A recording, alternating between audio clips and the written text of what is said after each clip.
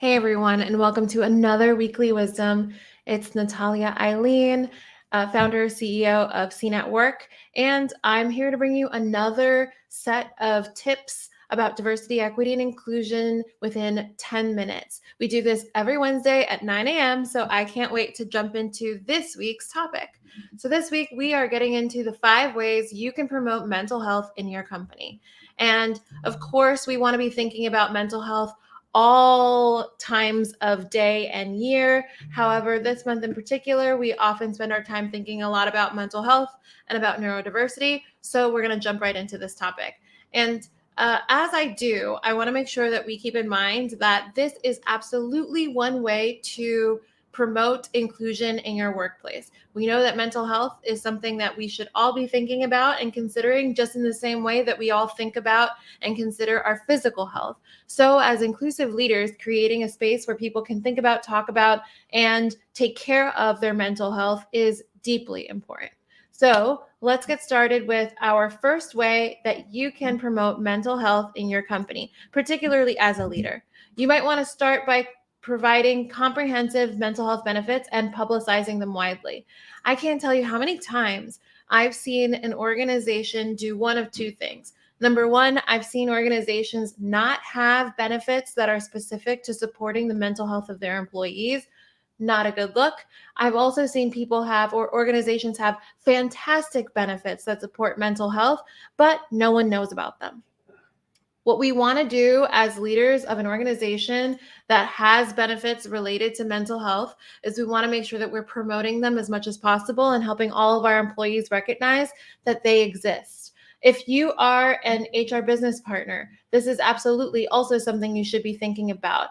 Benefits generally is something that you should be promoting across your organization, whether you're a leader, whether you're in HR, or you're just interested in supporting an inclusive workplace culture. But it's especially the case when we're talking about mental health, because many times there are some really cool options out there that your company might be considering or might be engaging in, but no one knows. So that is your tip number one. Your second tip is all about the idea of flexibility. So you'll want to adopt policies that encourage flexibility whenever possible. That means creating opportunities for people to engage in work in a flexible way to take care of themselves and their mental health in whatever way is necessary. Now that a lot of us are moving toward or have adopted since 3 years ago remote working policies and opportunities, this is even more of an imperative because people are starting to anticipate and appreciate flexibility in the way that they work and where they work. And in some instances, this can be a great way to support mental health because it allows people to take the time that they need during the day to support themselves and make sure that they're feeling 100% when they actually do the work. So if there are ways to increase this flexibility, that could go a long way to supporting the mental health of your employees. Great. We've already gone through 2. Now we're going to number 3. And number 3 is something that I always find myself talking to leaders about, particularly when we're thinking about inclusion and building an inclusive culture. This is about modeling.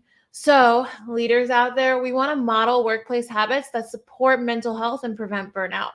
What does that mean? It means that if you are spending all of your time and energy pushing for your employees to complete their work, do it at all costs, work all through the night, then, and if you yourself are doing that, then you're not potentially sending a signal that says mental health is valued here.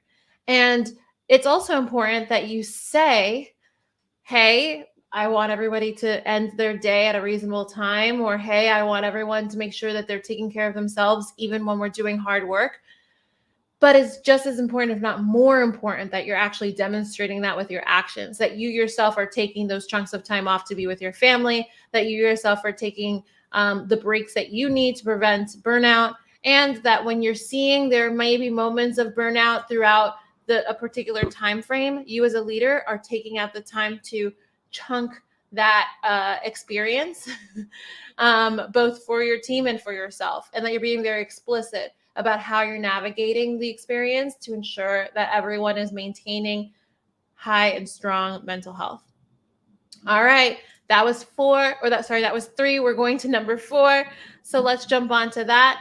And particularly for this one, I think it's really important that we recognize the power of our words. And when we think about our words as it relates to promoting benefits, that's one thing. When we think about our words as it relates to thinking about how we're promoting mental health in our modeling, that's another thing. But in particular, here we know that we should be talking as much as possible about mental health in a way that is destigmatizing. So let me show you the exact suggestion. So specifically, we suggest that as the 4th tip here today, you spend time thinking about conversations related to mental health and that you spend time destigmatizing that. So that means sharing a story or two that you feel comfortable sharing about your own experiences with mental health. That means allowing others to share when maybe their emotional or mental health is not at their best. And so that also means creating spaces for this. So maybe there's some sort of time at the beginning of a meeting where you have people check in and share how they're feeling. One of my favorite strategies is the stoplight strategy or the stoplight game, where you ask people to share where they are on the spectrum of a stoplight, red, yellow, or green. And that can just get people to recognize that, hey, where you're coming in matters here. And if you are red, which might stand for not feeling so great right now, it's okay to take a break or to take it easy today. And so encouraging conversations about this can, again, go a long way to making sure that people feel supported in their mental health. I'm going to go ahead and go through these one more time just so that we feel really confident about how we can encourage or promote mental health in our company. So again, we have providing comprehensive mental health benefits and publicizing them widely.